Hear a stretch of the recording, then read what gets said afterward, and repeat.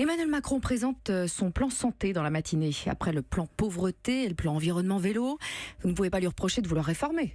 Non, je souhaite que ça réussisse. Je souhaite que ça réussisse parce que notre système de santé, qui est toujours l'un des meilleurs au monde, il est aujourd'hui vraiment en danger. Vraiment en danger. Il y a besoin de le réorganiser, de le recentrer sur le patient, d'écouter aussi le malaise des soignants, qu'ils soient publics ou privé. Et je pense qu'il y a aujourd'hui de bonnes intentions. Agnès Buzyn, c'est quelqu'un qui est sincère, qui connaît bien le monde de la santé et qui a envie de réussir. Sauf qu'il faut l'aider en lui donnant notamment les moyens, et pas seulement cette année, pour qu'elle réussisse. Le numerus clausus sera supprimé en 2020. Vous y êtes favorable ? Oui, je suis favorable. Quand j'étais ministre de la Santé, je ne vais pas raconter ma vie, tout le monde s'en moque, mais j'ai beaucoup augmenté le numerus clausus. Beaucoup.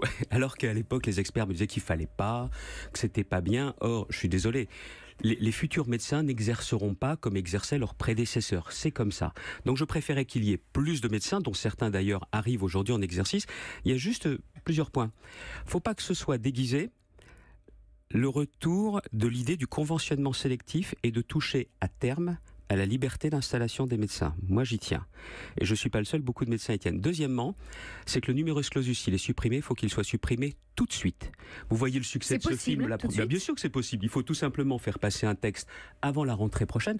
Vous imaginez, c'est 60 000 étudiants qui sont engagés. On sait qu'il y en a que 8 000 qui sont pris, à qui on va dire...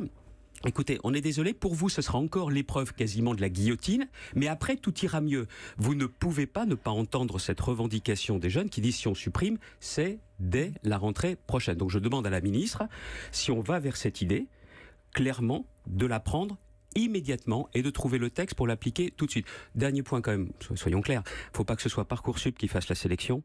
Et la sélection, ne vous trompez pas, elle interviendra quand même quelques années après. Ça, je ne sais pas s'ils vont le dire, mais moi je vous le dis. Xavier Bertrand.